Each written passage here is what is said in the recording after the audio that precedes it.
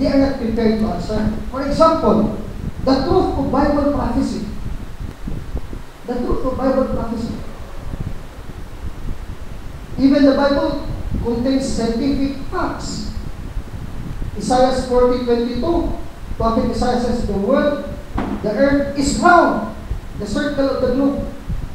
Long before science knows that earth is round, because during even the time of Magellan, the earth is flat daw, wala pa yung round, yung globe, pero nakasulat din sa Isaiah many 7,000 years before Christ. You see? Kaya nang medyo nagkaroon ng misconception na o Vatican Church dahil bago pa si Galileo or Copernicus actually, or kung sino man nagsabi na the world is round, ang ano yata po, ang sabi yata ng simbahan, the world is flat. Kaya parang siguro yung state siguro na hindi ko Actually, when the church says or affirms or sinangayunan lang ng panahon na yun, kasi hindi pa nga alam ang science na ngayon sa nadulubasan ng siyensya, siyempre, agree naman sa kapamatulis ko ng the world. But in a perspective, in their own time, kasi sa perspective na pinili mo, plato, paano sabing raw, kahit kasay ka pumunta? Di ba? In our own perspective, within the spatial perspective of man, within his own surroundings, yun yung perspective ng Catholic Church. Kasi ang being round, outside of the earth. Punta ka sa moon, makita mo round palang earth. Diba? Kaya nakita natin ang moon, kasi outside of the earth, round. Sino ba mga church na nagsabi, oy, the moon is flat. Pero hindi natin alam na the earth is also round. Pero kung nandoon pa tayo sa moon, hindi pa tayo sa earth, sasabihin natin ng medieval times, in dark ages, the moon is also flat. Kasi nandoon tayo, flat din doon ang perspective, kahit saan. Kaya, in a way, parang natin naman yung iniisip nila, but not now in perspective of present day and modern desires. Kaya huwag natin paguluin yung isip ng mga nakaraan na sabi ni Josue, at ang araw ay guhinto. Yung sinabi ng Biblia na ang araw ay sumikat at lumubog, hindi yung literal. In their perspective, physically, kasi makita mo sa mata mo. Diba? Taas naman talagang araw in the morning. Tapos in the evening, lulubog naman talaga RJ, diba? Hanggang doon lang. It's not scientific, precisely.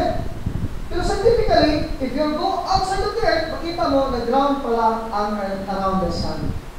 Kaya pala may lumubog at lumitaw na araw. So there is actually no conflict. Ginawa lang conflict ng mga artists to make a scandal out of the church. The church did not dogmatize it in their own time. Siyempre, nagkakaya ng church kasi yan naman yung talagang nangyari. The earth naman talaga, actually now, it's still flat. You can say it's still also flat, and in a way, it's still flat. Pero not scientifically speaking, in the perspective of a human perception of the surroundings around us, direct surroundings of man. So wala naman talagang conflict, ginawa lang nilang kontra ang science at ang religion to make capital para mapunaan tayo, ma-justify sila. Pero actually, atheism is some sort of psychological problem niya.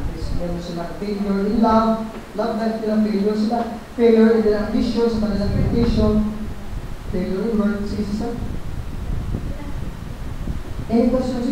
Open it, sister, don't be ashamed. So we can answer you. Open up the book, sir.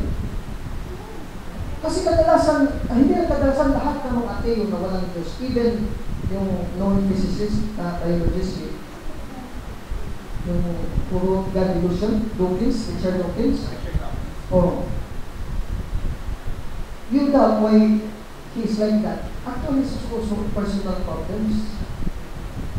Kasi ang tao, marupok tayo. Kung problema natin, hindi natin isinusumpong sa Diyos, usually it could come down that we are not believing in no God at all. Especially when you believe that you can achieve it, and you did not achieve it. Kasi ang perspective mo, kaya ko to. Matalino kong tao, bakit hindi ako naging sumang lawin? So, ibig sabihin, walang Diyos kasi hindi ko naabot. Pero sa akin, I'm too proud to know that I can be sumang lawin. But I did not, so there is no God. Justification lang yan ng tao sa problema mo. Kasi hindi ka nasumubong sa Diyos. Pero in perspective of having God, you will learn, kaya pala ako sa talino ko, hindi ako graduate na sumang lawin sapagkat ganito. You can justify it in perspective of God in your life. Pero kung wala talaga, selfish ka, sarili mo lang, ayun, yung mga problema mo, sarili mo rin, to the extent that you will deny God. Usually, mga love life, yung agnostic na parang nalibati ni Yosef Fernandez sa Cebu, matanda na, hindi pa rin nag-asawa. Ayun pala, in-interview namin sa binata pa siya, yung pinakamamahal niyang babae, hindi nag-iwalay sila na gano'n. Kaya he goes from humanizing from one woman to another, becoming immoral, and because of immorality, hindi naman ano rin sa konsensya niya, eh wala na sa Diyos, agnostic na lang. Amoral mo. Oh. Kasi pag yung God, yung failure with the woman, you will still marry another way with one woman, you will go from one woman to another. Ano yan? Failure sa ambition, na failure sa trabaho, namatayan ng kapamilya, namatayan ng papa, namatayan ng asawa, namatayan ng anak. Okay? Ang problema ni Jesus noon ay yung fanaticism ng mga Pharisees na sila ay eto ang natagisnan, di ba? At hindi na mabago, naguhugas tayo ng kamay bago kumain, yun ay law. Yes. At bakit ang mga alagad mo ay hindi? Tradition. Wala. So, okay. So, yun, fanaticism na eto na at kumbaga sa quite perfect na yung alam natin. Kaya, anumang bago ay mali. Close na sila sa Close bago. na. Okay. So, yun ang problema ng panahon ni Jesus. Okay? Na pag tinignan natin, ay binayolate ni Jesus ang lahat ng yon. Okay, yung paghuhugas ng kamay, hindi nila ginagawa. Bakit? Ay dahil yung binigay nung ang mga Israelita ay mga pastol pa. Ay di puro germs yan ang mga kamay. Pero si Jesus ay karpintero. At kung susundin mo yung lumang utos, ay hindi makabubuti sa kanyang ibababad mo for 5 minutes, 10 minutes sa malamig na tubig, ay ang purpose ng law, kaya ibinigay ng panahon ng mga ay to protect man. Alright, nagbago ang profession, hindi na ako pastol, ako'y karpintero. Maghapon ako ngayon nagpanday. Maghapon ako nagkatam. Ang aking kamay ngayon ay pagod na pagod. I-require mo ako ngayon at si Jesus ay carpenter na maghugas ng kamay sa malamig na tubig for 5 minutes, then hindi mo na ako mahal dahil gusto mo na ako magkasakit. Alright. Kaya ang mga Pariseo ay very hindi na tinitingnan na kailangan magkaroon ng changes dahil ang panahon ay nagbabago. No? Na andito ito kinagisnan, this is the truth. Okay. So, kung minsan may panahon na ang problema natin ay fanaticism kahit sa simbahan. Noong panahon ni Galileo Galilei, yung fanaticism, yung fanaticism na hindi ayaw magbukas sa bago. Na sabi mo nga, abay, ang alam natin ay flat dahil hindi naman tayo maalis. Si Galileo ay nakita na niya from outside. Yan na yan. Ang simbahan, ang marami sa simbahan ay ayaw tingnan yung nakikita ng iba at eto. Kaya nagkakaroon ng problema ay kumisay sa fanaticism. At hanggang ngayon ay kumisay ganun pa rin. Buhay na buhay pa ang fanaticism. Okay, kunin na natin lang yung origin ng Masonry. Yes. Alright. Paano ba nagsimula ang Masonry? Ang Masonry ay nagsimula sa Illuminati at ang nagtatag na ay Jesuit. Bakit natatag ang Illuminati?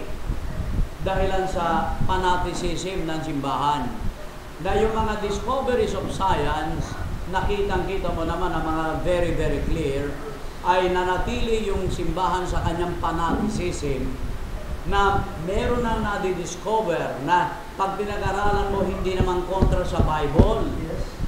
Kaya lang, yung mga literal na pagbasa sa Bible na at interpretation, ayaw niyang bitawan. to give way to new interpretation batay sa New studies. sabi mo nga, okay. Paniwala natin flat at pwede naman maniwala tayong flat pa rin. At yun naman ang usapan natin. Sabi mo, pumunta ka raw nagtatag. Di ba? Alright.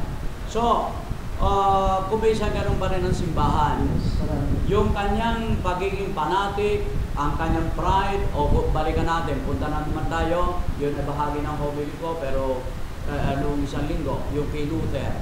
Yes, Okay. Nang panahon ni Luther, okay, sinabi ko yung Illuminati.